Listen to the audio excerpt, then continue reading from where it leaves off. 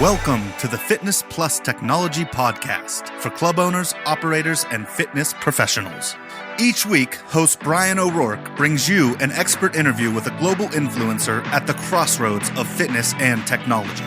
You gain the insights, tools, and inspiration you need to stay connected to the pulse for what matters most for your business in the age of exponential technologies.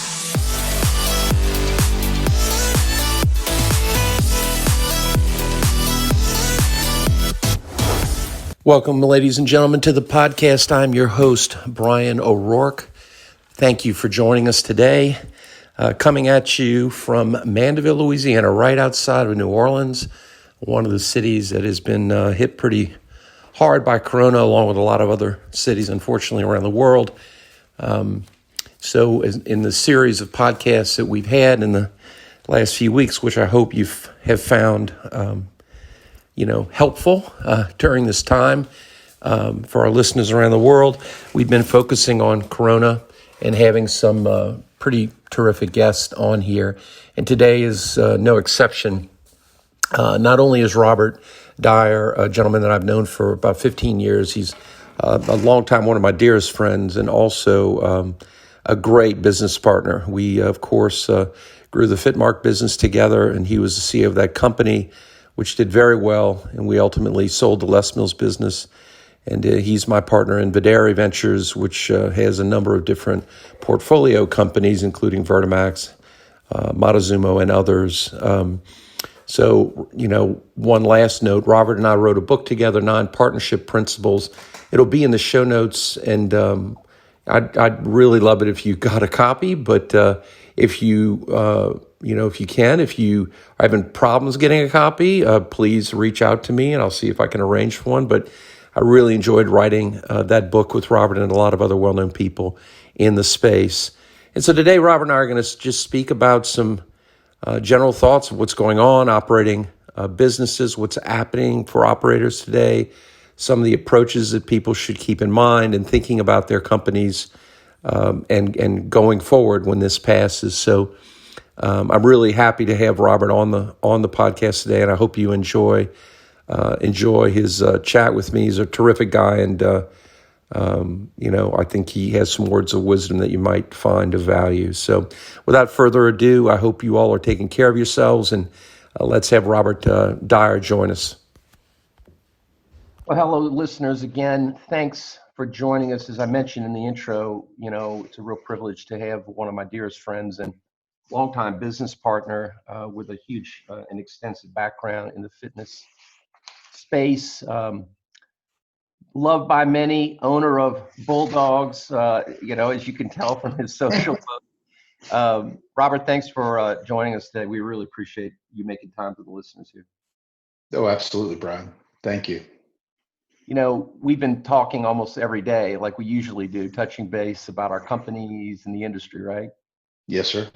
And, I'm so thankful that given your long years of experience, that you can share some of the things we've discussed and some of your other ideas. What would you say, what are your thoughts right now on what's going on for the club business and gym operators right now in this trying time? What is your impression of that real world, and what do you think's going on here?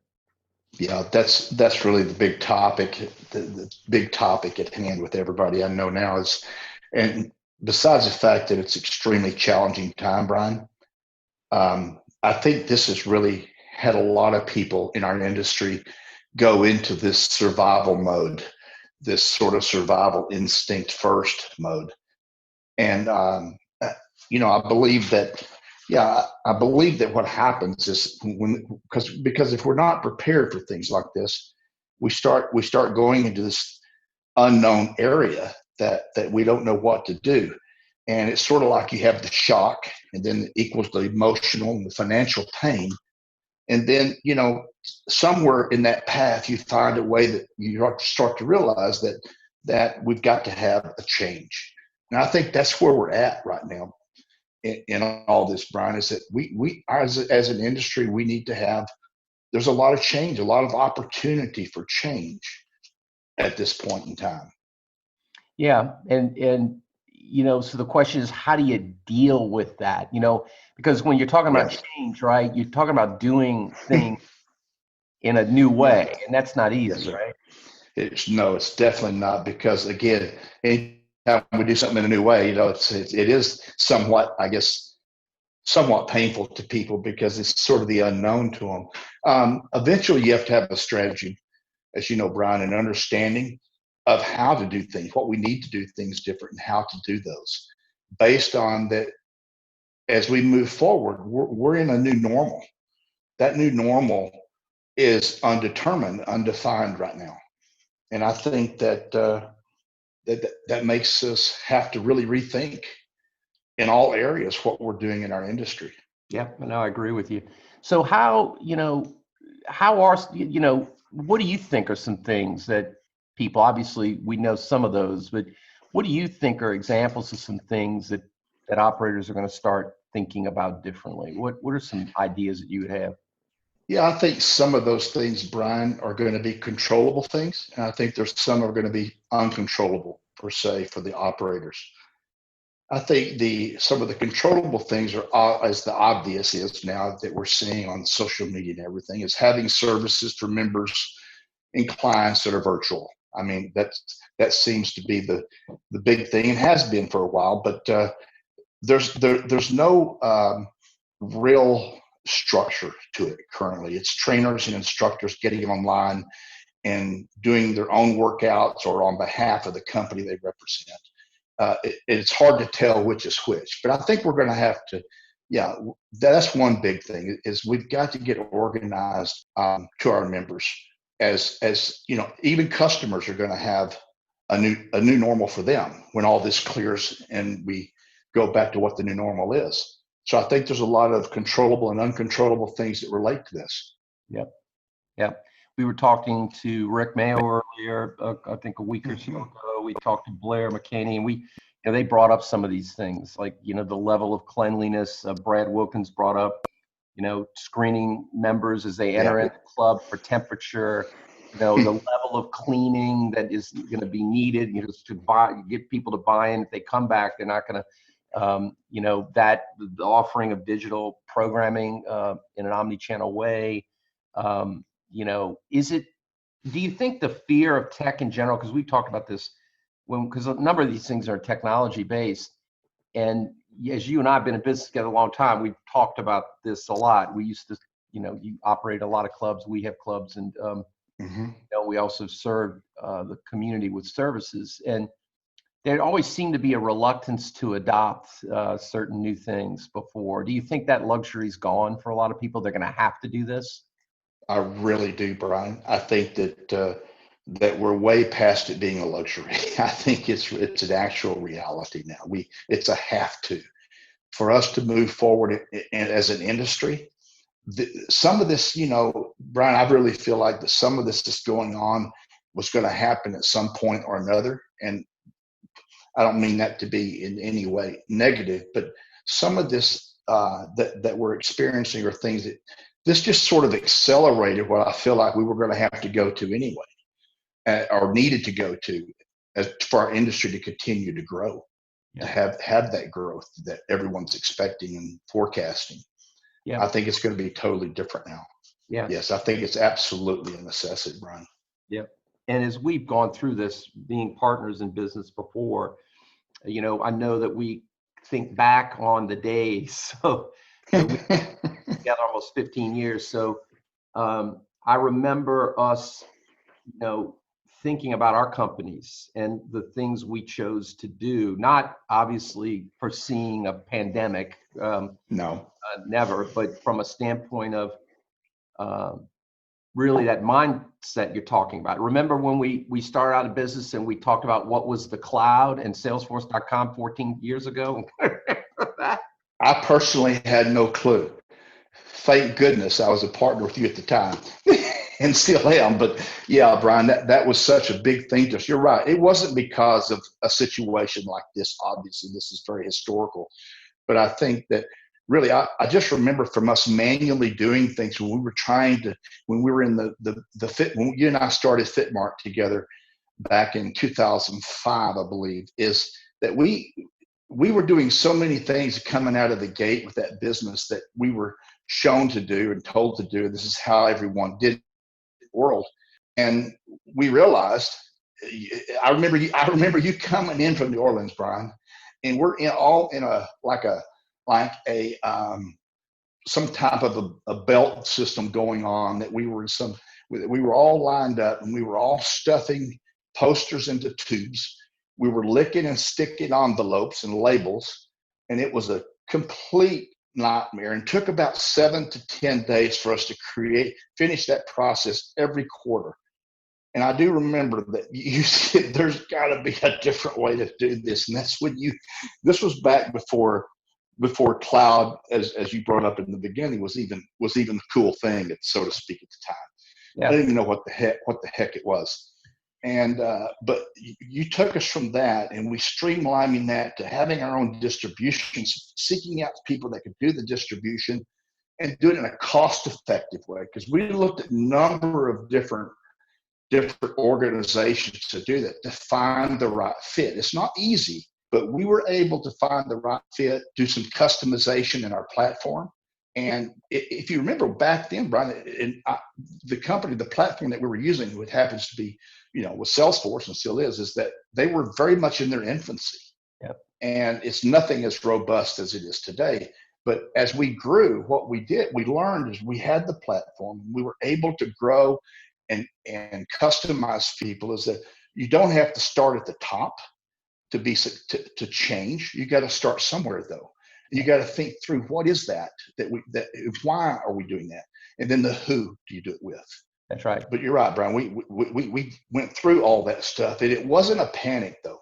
It wasn't like this. It was like we were trying to be proactive, and none of us ever thought none of us ever took the attitude, who has the best answer. It was always, Bryan, what's the right answer? What's the right answer for the company, the organization, the team, and for us to grow? And it was to get out of our own way sometimes. Yeah, and the use of technology, nimble technology, cloud-based, the outsourcing of key functions, yes, how we marketed and sold, very much long-term, customer-centric, really focusing on service to the customer and the customer taking care of them, not so much sell. Designing the business to have a very low fixed cost basis. But the ability to scale. I mean, those things are all things. Right. It wasn't, you're absolutely right. It wasn't about selling. It was about our brand. And you're right. We didn't approach this with technology or without technology as we were selling in people's space all the time. It was more about the quality of our brand and what that meant. And I think it's something we built up that we were proud of, and the whole team built it up. And it wasn't just you and I and Maureen and Pink. It was all of us together. We were in this together, and it just made a huge difference in how we went about it.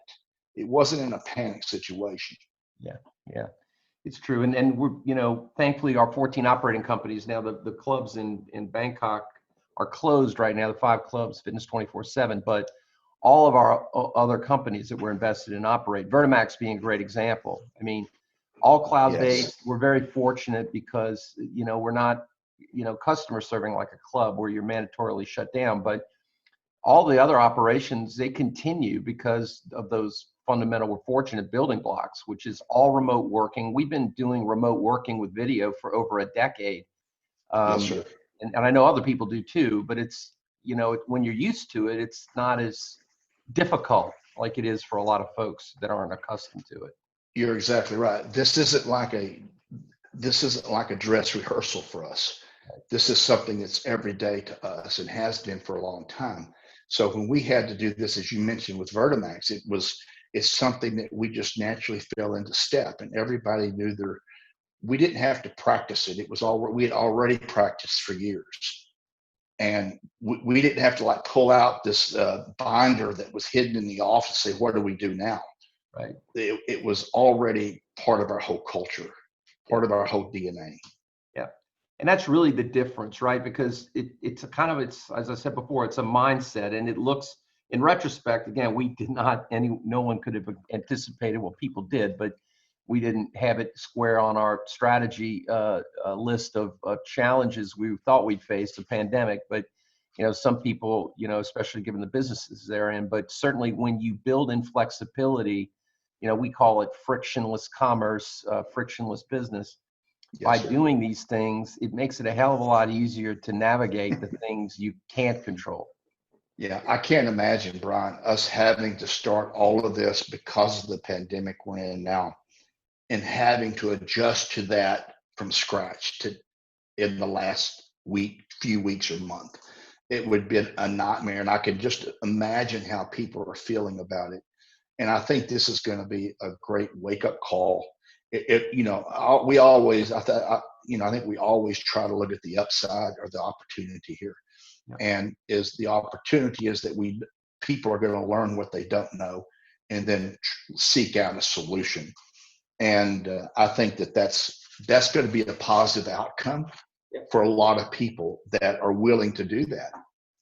And there's a lot of smart people in our industry, and they'll figure it out. I mean, and I think at some point, it's definitely top of mind, I know, for a lot of folks that we know.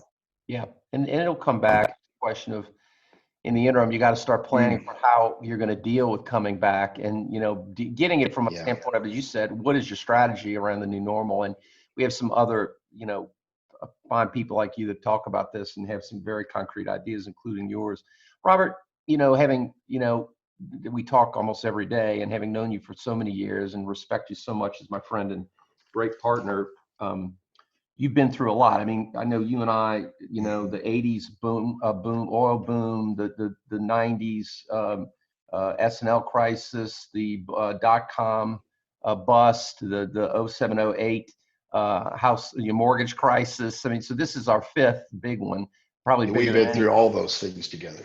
That's right. So what are your words of wisdom, or what can you share with the listeners that would be a heartfelt kind of keep this in mind, some sentiments that you would want to share with the audience? Yes, sir. One thing I'd like to say, Bryan, that relates to the topics we've addressed here in this podcast so far is, I think that our industry, and I don't think this is an association thing. I don't know the answer to this, but that like other industries, we need some type of a business continuity plan that we're able to go to in times of need and it be part of what we really do. For example, in the way that we've explained that we've done things with previous companies and existing companies is to be ready for this stuff. So I think that's a big thing that should be on the agenda for leaders in our industry, for influencers in our industry, is that what does that look like in the fitness space? What is that continuity plan look like to help people start knowing where to go, sort of the roadmap. And the other thing, Bryan, as far, I remember during some of those times you just described that we've been through, one thing that I would suggest to people that they do in their own communities and around with networking, people they know in our industry, is to reach out to each other, to have these virtual conversations and video conversations. And instead of it being, it's all of us against each other, we're all competitors, is that sometimes you got to let that down a little bit. And I remember in the day of getting clubs together that were in the same region that I was in the Dallas-Fort Worth market, Ryan, and getting those owners together was like pulling teeth. They all thought they had some secret sauce that made them so different, but it wasn't. There really wasn't. And once we started getting together, we kind of formed our own regional type meetings where different club owners would host a luncheon, and we would take turns every couple of months. And it worked well because we got to share things that we were comfortable sharing. So the whole thing is to open communication, talk to each other. This is a time that we have time right now to reach out to people, align yourself with people that you respect, that they respect and that they could get ideas from, that there's no agenda to what they're saying to you. It's real, as you said, heartfelt things that we can share with each other that would help each other, instead of having to be that company that is the owner and the operator and trying to, in those situations, trying to think of everything because it gets overwhelming. I've been there, done that. And having just professional people to talk to, because I think there's a lot of people out there, yourself, many other people and friends that we know that were willing to do stuff like this to help be that helping hand to help each other. And I think this is a great time in the world for us to do something like that. That's a little bit different than the normal. Yep. I would strongly suggest people do that. Start opening up real conversations about how to move forward, because it's not going to be a secret, but we can't all sit around and think of everything. I think utilize your connections and your resources.